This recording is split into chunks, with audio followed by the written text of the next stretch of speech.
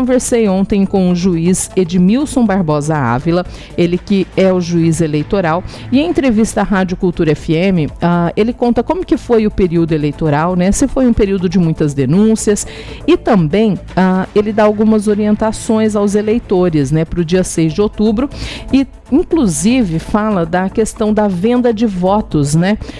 Ele fala que muitas vezes o brasileiro ele cobra, né, essa questão da corrupção, mas ele mesmo está sendo corrupto ao vender o seu voto. Então ele dá algumas orientações, né, para o eleitor. Fala também da fiscalização que está acontecendo durante esses dias que está antecedendo o pleito no próximo domingo, com viaturas descaracterizadas, com funcionários, né, da Justiça também trabalhando de forma descaracterizada e de forma aí a tentar coibir essa venda de votos, né? Então vamos ouvir uma entrevista bastante esclarecedora com o juiz eleitoral Edmilson Barbosa Ávila. Bom dia a todos, né? Ou boa tarde, né? Todos os receptores da rádio aí. A gente está empenhado nisso, né? Na verdade, desde o início do ano, né? É que às vezes fica só nos bastidores, mas realmente existe todo um trabalho administrativo técnico sendo desempenhado. Realmente surgiram várias ações, civil eleitoral, né, criminal também ainda em análise, né, tem questão de compra e venda de voto e etc, né, existem investigações em andamento, questão de utilização de postos de gasolina, tudo isso está em andamento, e aí eu já não posso entrar no mérito da questão, isso é análise que depende de decisão posterior e etc. É uma época em que seja o opositor, seja um correligionário, seja o Ministério Público, sempre vem com um tipo de ação ou outra, né? E já a maioria está decidida, né? Mas realmente nós estamos quase encerrando isso, se Deus quiser, né?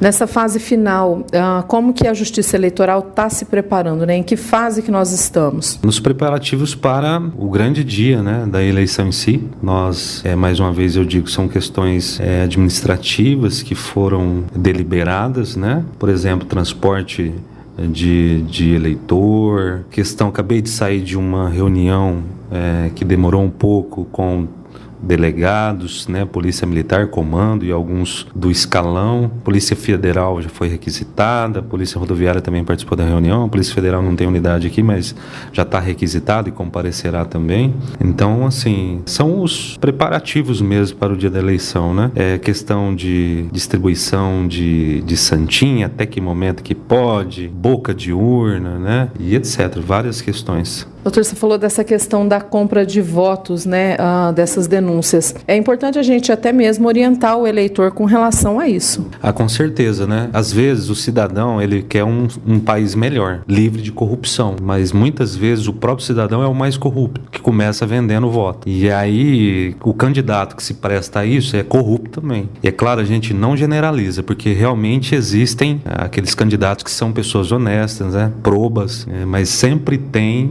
o ilícito, né? O ilícito eleitoral. Essa questão, é até bom você ter perguntado, ela define muito o que nós seremos como nação, não é só como município. Então eu vejo que é hora, já passou da hora do cidadão entender que o voto, na verdade, quem é o grande autor do dia das eleições é o eleitor. E ele tem que ser respeitado. Se alguém quer comprar um voto, algum candidato, esse é um sinal de que essa pessoa tem que ser denunciada, evidentemente, processada, porque é um crime.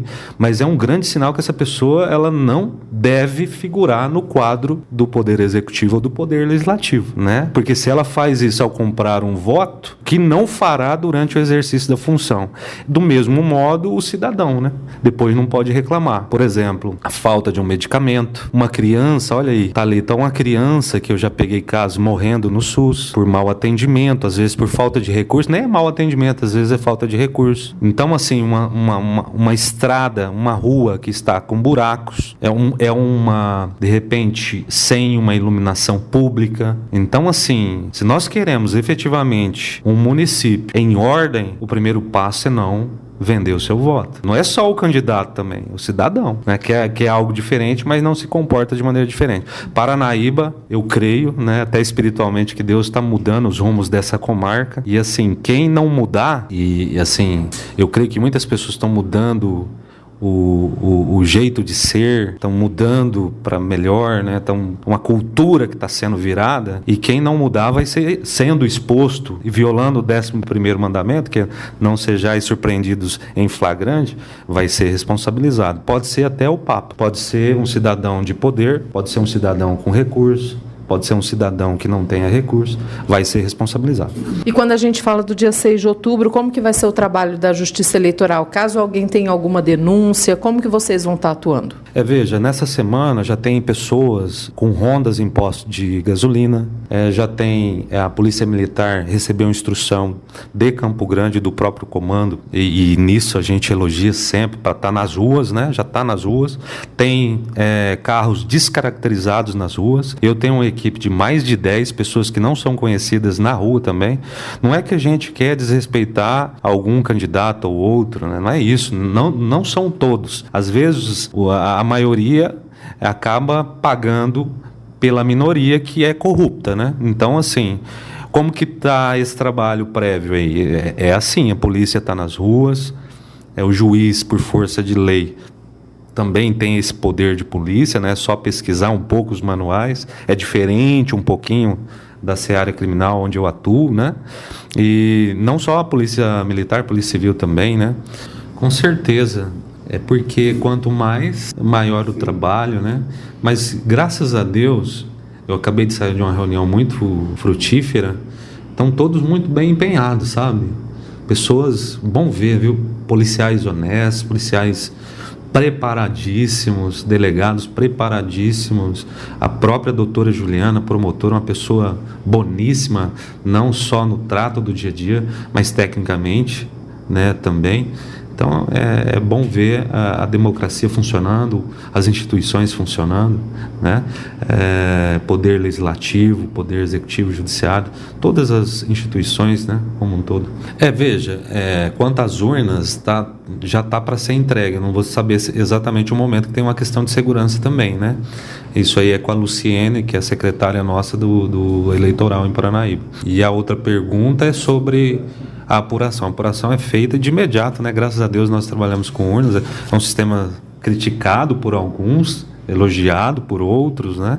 E a apuração, após o término ali, já começa, né? Todos vêm para a sede da Justiça Eleitoral aqui na comarca de Paranaíba e já começam os trabalhos de apuração. E não costuma demorar, né? Salvo engano, vai encerrar às 16, né? E isso mudou, não era assim, porque a gente ficava a noite a fio, né? Agora não, isso mudou. Graças a Deus vamos ter um resultado bem célere, né? Para a gente poder encerrar, tem alguma mensagem que você gostaria de deixar para o eleitor, para o paranaíbense, para o próximo dia 6? Sim, é hora da festa da democracia, mas assim, é um momento de ter prudência no dia da eleição, né? Porque às vezes as pessoas extravasam, não só os candidatos, mas às vezes os eleitores. Então, quanto aos candidatos, eles já sabem, né? São pessoas instruídas, os partidos instruem, né? Então, assim, já sabem que tem que conter, tem a questão da propaganda silenciosa, individual, que não pode fazer boca de urna, que não pode distribuir santinho a partir das 10 um dia antes, né? Isso aí está sendo bem desenvolvido. Então, a instrução que eu dou aos candidatos é o dia que não pode estragar a festa. Dependendo do que o candidato fizer, vai estragar a festa, porque aí eu vou ter que exercer o poder de polícia, é claro, ouvindo sempre o Ministério Público Estadual, eleitoral, no caso, a doutora Juliana. Quanto aos eleitores, a instrução que eu dou é que exerça esse momento com bastante prudência, né? De maneira ética, correta, proba, sem vender o seu voto, e no dia contendo, né? Eu sei que alguns querem, às vezes, festejar, mas isso vai ter que ser em casa, vai sair uma resolução do TSE, está para sair, para regularizar a questão das bebidas e etc., né? E depois também, durante todo o período, né, da votação, não só nos postos de votação, e também quando está retornando para casa, muito cuidado. E eu penso que a maior dica para o eleitor agora é não estragar a festa também. E, acima de tudo, né, pensar agir de forma consciente, ética, correta, né? Analisar bem qual é o candidato, né? Ver se tem boas propostas. Não é porque pagou, né? Eu já ouvi eleitor dizendo, é o único momento que eu vou ganhar. Só que aí passa 4 anos perdendo, né? E às vezes perde um ente querido, uma criança que morre, porque faltou verba em razão da corrupção daquele que exerce a função pública. Então eu acho a maior dica, a maior recomendação que eu daria para o eleitor exerça isso com bastante cuidado, ética, para que tenhamos um município melhor, né, para dormir tranquilamente.